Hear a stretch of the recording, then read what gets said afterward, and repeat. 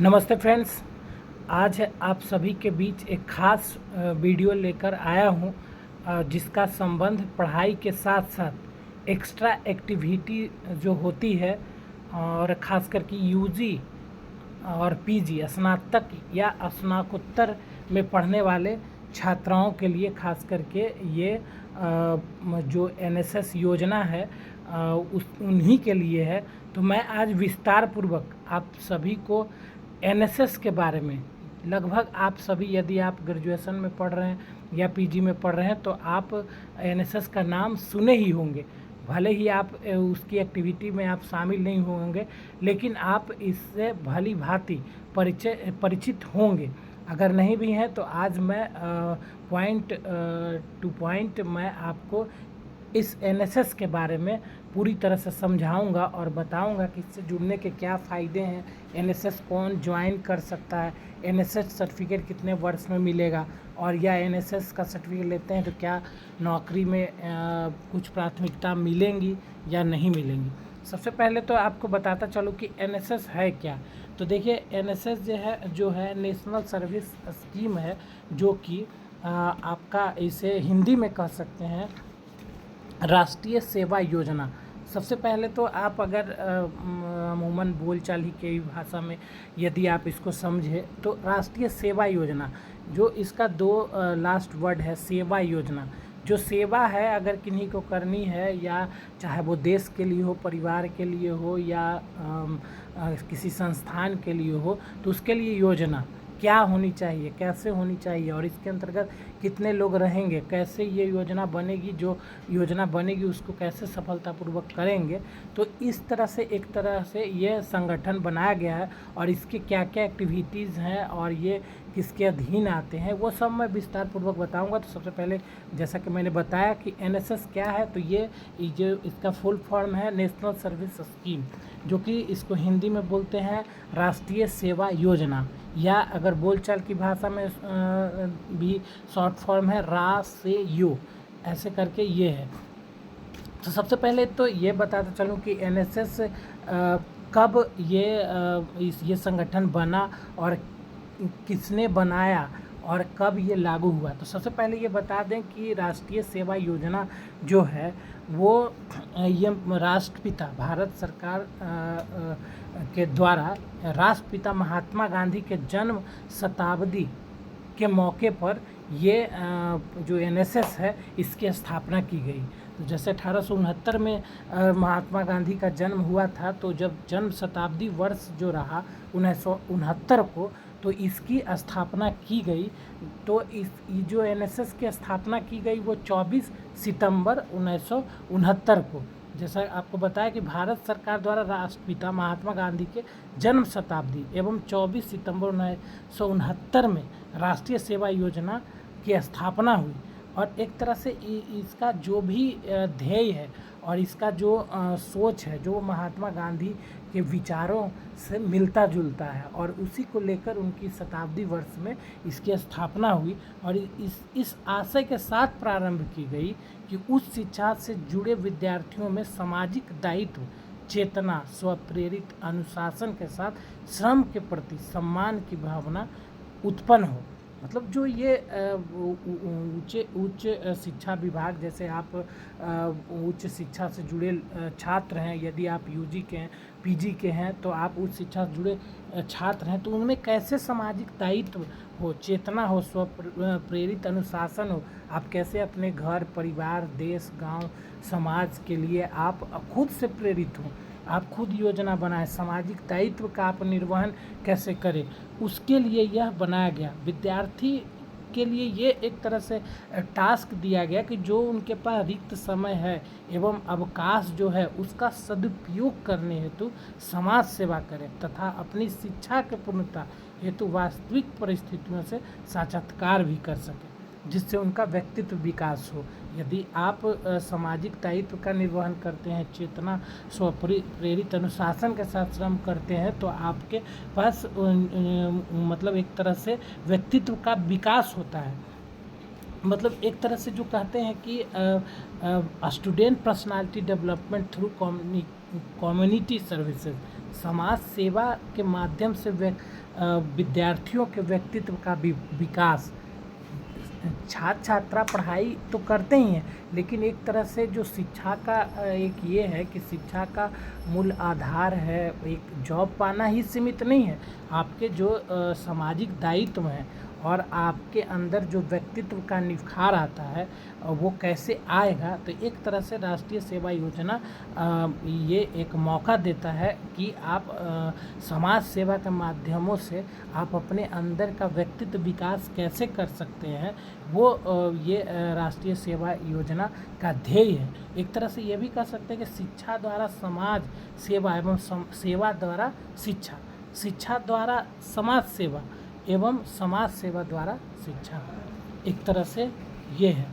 दूसरा मैं आपको बताता चलूँ कि जो ये संगठन है वो भारत सरकार युवा कार्यक्रम एवं खेल मंत्रालय द्वारा ये इसके संचालित होते हैं और ये इसी के अधीन आते हैं एनएसएस। एक तरह से इसका देखिए एनएसएस का जो उद्देश्य अगर हम बोलचाल की भाषा में कहें तो एनएसएस का उद्देश्य सेवा के माध्यम से शिक्षा है, कि मतलब पढ़ाई के साथ साथ आप शिक्षा ग्रहण तो कर ही रहे हैं, तो कैसे सेवा के माध्यम से मतलब पढ़ाई के साथ साथ आप आम जनों को, ज़रूरतमंदों को सेवा करते हुए आप कैसे शिक्षा ग्रहण करेंगे, ये आपको बताता है। खास करके एनएसएस की जो वैचारिक उन्मुखता जो है वो महात्मा गांधी के आदर्शों से प्रेरित है। मैंने कुछ समय पहले ही बोला कि महात्मा गांधी के जो विचार रहा करते थे उसी से ये प्रेरित है। तो आइए इसका एक चीज़ और जानते हैं कि जो एनएसएस है वो एक छोटा संगठन नहीं है। ये जैसा कि मैंने बताया कि भारत सरकार युवा कार्यक्रम एवं खेल मंत्रालय से संबंधित है। एक तरह से कर सकते हैं कि युवा कार्यक्रम विभाग के तरफ से इसके संचालनकर्ता भी होते हैं, उसके बाद सचिव युवा कार्यक्रम होते हैं, उसके बाद जो राष्ट्रीय सेवा योजना के क्षेत्रीय निदेशालय हैं, उसके बाद उप सहायक कार्यक्रम सलाहकार या युवा अधिकारी जो क्षेत्रीय निदेशालय के होते हैं, उसके बाद राज्य संगठन प्रशासनिक संबंध होते हैं, फिर उच्च शिक्षा विभाग होते हैं इसके अंतर्गत, फिर इसके प्रमुख सचिव होते हैं, उसी तरह से राज्य एनएसएस अधिकारी भी होते हैं, और उसके बाद फिर होते हैं कार्यक्रम समन्वयक, जैसा कि विश्वविद्यालय प्रकोष्ठ में रहता है। जैसे कि आप यदि गवर्नमेंट डिग्री कॉलेज राजगीर की बात करूं तो एनएसएस के जो कार्यक्रम पदाधिकारी हैं वो डॉक्टर कामना मैम है, तो उनसे भी बड़ी अधिकारी जिला स्तर पर हैं, डॉक्टर अनुज सर हैं, उनसे भी जो विश्वविद्यालय स्तर के हैं वो विश्वविद्यालय में बैठते हैं, सुजीत सर हैं। उसी तरह फिर ये जो बताया कि कार्यक्रम समन्वयक होते हैं विश्वविद्यालय प्रकोष्ठ के, उसके बाद आपके जिला स्तर के पदाधिकारी होते हैं, उसके बाद कार्यक्रम अधिकारी जो संस्था स्तर के होते हैं, और उसके बाद स्वयंसेवक होते हैं। तो इसका कारण यही है कि जो भी ये मतलब कि एनएसएस से जो है ये बहुत ही बड़ा संगठन है, और इसके जो भी है मतलब कि ये छात्रों का जो व्यक्तित्व विकास करता है वो कैसे करता है वो इसके बारे में भी बताया गया है। जैसे एक तरह से ये भी माने कि एनएसएस का जो आदर्श वाक्य है, आप देखे होंगे कि एनएसएस का जो आदर्श वाक्य है वो है नॉट मी बट यू। इसका आदर्श वाक्य आप अगर इसका बैनर देखे होंगे या कुछ आपका पढ़े होंगे कहीं, तो इसका आदर्श वाक्य है या मोटो जो कह सकते हैं, मैं नहीं बल्कि आप। यह जो सिद्धांत है एक तरह से कह सकते हैं इस वाक्य में ही बहुत कुछ मैसेज है, मैं नहीं बल्कि आप। यह सिद्धांत वाक्य वसुदैव कुटुंबकम का सार बताता है, जैसे कि निस्वार्थ सेवा की आवश्यकता का समर्थन करता है कि हम दूसरे के दृष्टिकोण से सराहना करने वाले बने तथा प्राणी मात्र के लिए सहानुभूति रखें। इस तरह यह एक सर्वधर्म संभाव राज से युक्त समाज के निर्माण का लक्ष्य प्रस्तुत करता है। तो नॉट मी बट यू ये निस्वार्थ सेवा और सामुदायिक विकास के मूल्यों को याद दिलाता है, जो कि इसका एनएसएस उसका प्रतीक है। और इसमें जो मैंने बताया कि एक एनएसएस स्वयं से पहले समुदाय को स्थान देता है। ये कितनी बड़ी बात है और कितनी अच्छी बात है, और इसके क्या फ़ायदे हैं ये भी मैं बताऊंगा, चाहे वो नामांकन से रिलेटेड हो या किसी एनजीओ में आपको जॉब से रिलेटेड हो या अन्य जो भी इसके फ़ायदे हैं, मैं वन बाय वन बताऊंगा। एक तरह से तो मैंने आपको बताया कि निस्वार्थ सेवा और सामुदायिक विकास के मूल्यों को याद दिलाता है, जिसका एनएसएस प्रतीक है। यह एक तरह से युवा दिमागों को आगे बढ़ने में, जिम्मेदारी लेने में और समाज के बेहतरी में सक्रिय रूप से योगदान देने के लिए प्रोत्साहित करता है, जिससे उन्हें कल जिम्मेदार और दयालु नागरिक रूप से मतलब आकार देता है। तो एक तरह से ये बहुत ही अच्छी चीज़ है जो कि मैंने आपको बता दिया। अब देखिए इससे जुड़ने से क्या फ़ायदे हैं, मैं इसके बारे में बताता चलूँ। तो आपको हाल ही में देखिएगा कि पाटलिपुत्रा विश्वविद्यालय के तहत जो स्पॉट राउंड का नामांकन होना था, तो उसमें बताया गया कि उसमें एक नियमावली आई, नोटिफिकेशन आया पाटलिपुत्रा विश्वविद्यालय के द्वारा कि जो स्पॉट राउंड में उनको सबसे प्रथम वरीयता दी जाए, जो एनएसएस के भी सर्टिफिकेट मतलब कि वो रखे हुए हैं, चाहे वो जैसे कि देखिए एनएसएस का सर्टिफिकेट, मैं इसका ये भी बताऊंगा कि कौन ज्वाइन कर सकते हैं, कितने वर्ष में सर्टिफिकेट मिलेगा। तो यदि आप ग्रेजुएशन में नाम लिखा रहे हैं तो उसके पूर्व में आप एनएसएस अगर ज्वाइन किए हुए हैं तो आपको ग्रेजुएशन में नाम लिखाने में आपको प्राथमिकता दी जाएगी। तो और पीजी में भी अगर नाम लिखाते हैं तो उसमें के भी स्पॉट राउंड में एनएसएस, एनसीसी ये सब जो होते हैं उसको फ़ायदा मिलता है और प्राथमिकता के आधार पर उनका नामांकन होता है। तो ये तो समझ लिए कि नामांकन से संबंधित आपको फ़ायदा मिलेगा, चाहे वो ग्रेजुएशन लेवल पर हो या पीजी लेवल पर हो, तो उसमें फ़ायदा मिलेगा। दूसरा ये भी है कि यदि आप देखिए सरकारी नौकरी में प्रत्यक्ष रूप से इसका सहयोग तो नहीं मिल सकता है, परंतु आपके जो इंटरव्यू वगैरह होते हैं, तो यदि आप उनका सर्टिफिकेट दिखाते हैं तो एक तरह से जो इंटरव्यूअर रहते हैं उनके मन में जाता है कि आप मतलब अपने कार्य क्षेत्र के अलावा भी सामाजिक कर्तव्यों का आपने निर्वहन किया है। तो एक तरह से मनो स्थिति जो होता है आपके प्रति पॉजिटिव होता है कि आप समाज के हित के लिए भी आपने कुछ किया है और आपने कुछ सोचा है, तो एक तरह से उसका भी बेनिफिट मिल सकता है। अब ये देखिए कि देखिए एनएसएस कौन ज्वाइन कर सकता है, तो आपको बताता चलूँ कि देखिए एनएसएस जो है आपका पहले तो यूनिवर्सिटी में ही हुआ करता था, जैसा कि मैंने बताया कि 1969 में लगभग पूरे भारत में जो सभी राज्यों के 37 विश्वविद्यालयों में एनएसएस कार्यक्रम का शुभारंभ किया गया था। और जब वो मतलब कि उस समय जो तत्कालीन केंद्रीय शिक्षा मंत्री हुआ करते थे डॉक्टर वी राव, वो सभी राज्य के मुख्यमंत्रियों से पत्र लिखकर अनुरोध भी किया था कि इससे छात्र छात्रों को ज्वाइन कराएं और इसमें सहयोग करें। तो एक तरह से जो है क्या कि अगर आप इंटरमीडिएट से जो 10+2 है वहाँ भी लागू कर दिया गया अब तो वहाँ अगर आप एनएसएस की इकाई है तो आप 11th से ही आप जुड़ सकते हैं, क्योंकि इसका जो सर्टिफिकेट होता है वो 2 वर्ष का होता है और इसमें प्रति वर्ष 120 घंटा काम करना होता है और 2 वर्ष में 240 घंटा काम करना होता है, उसके बाद ये सर्टिफिकेट मिलता है। तो मुख्य रूप से यही कह सकते हैं कि अगर इंटर में आप गए हैं तो अभी से ही ज्वाइन कर लीजिए। और यदि आप ग्रेजुएशन में नाम लिखा है, इंटर में आपने एनएसएस ज्वाइन नहीं किया, तो यदि आप यूजी में ज्वाइन किए हैं तो यूजी में आप नामांकन लिए हैं और अभी तक नहीं जुड़े हैं, तो यूजी के फर्स्ट ईयर में अगर आप जुड़ते हैं तो सेकेंड ईयर होते होते यानी अगर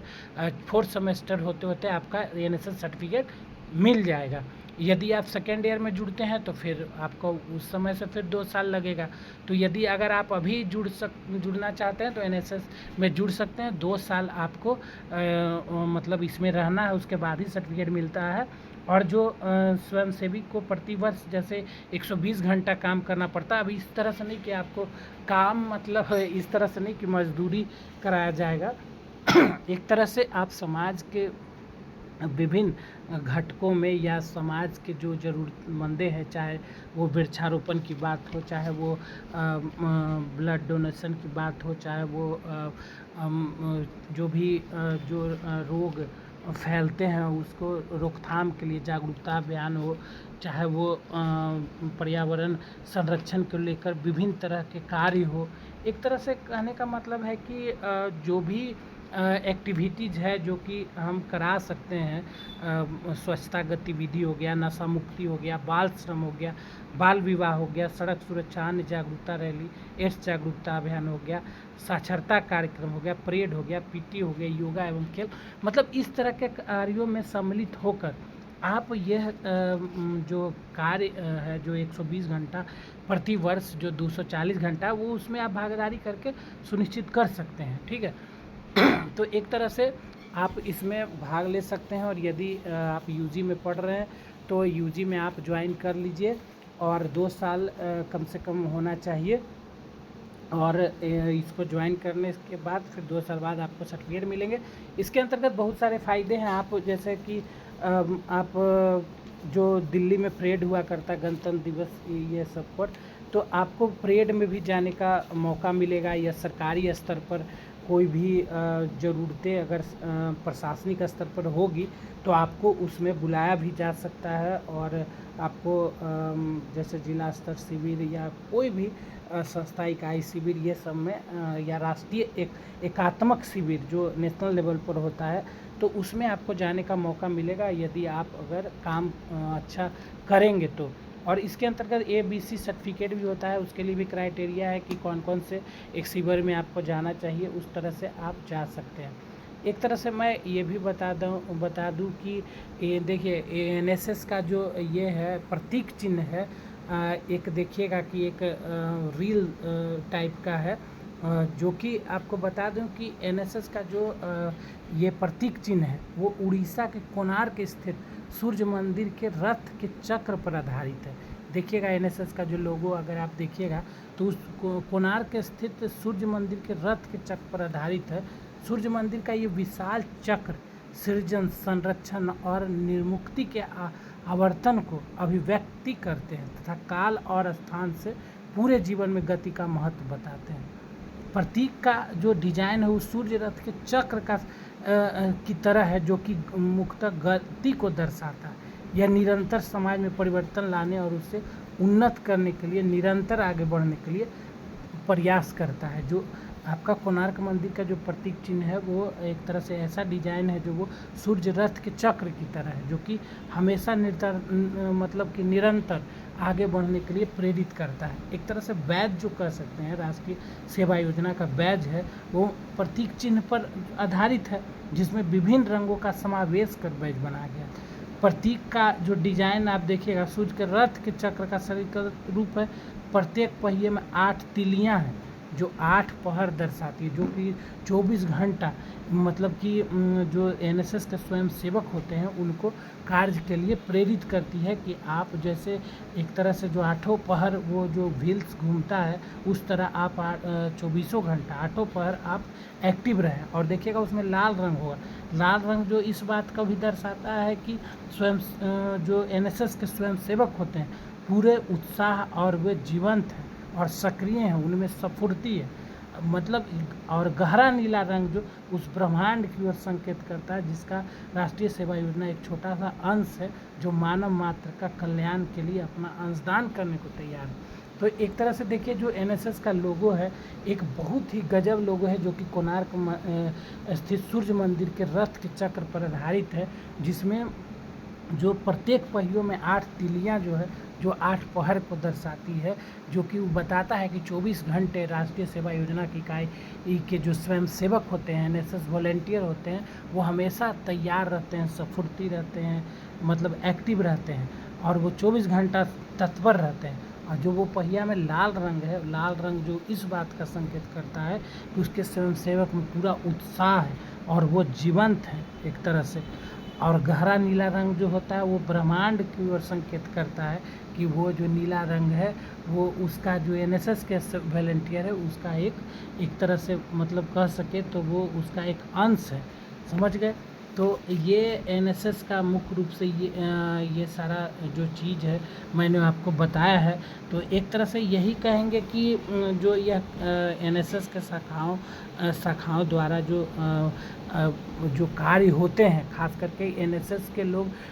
जो एनएसएस की जो इकाई रहती है वो कोई झुग्गी झोपड़ी या कोई जो वंचित जगह है सुविधाओं से, झोपड़ी या स्कूल कॉलेज के परिसरों में मुख्य रूप से यह इसका कार्यक्रम किया जाता है। आमतौर पर अध्ययन के घंटों के बाद, मतलब पढ़ाई के जो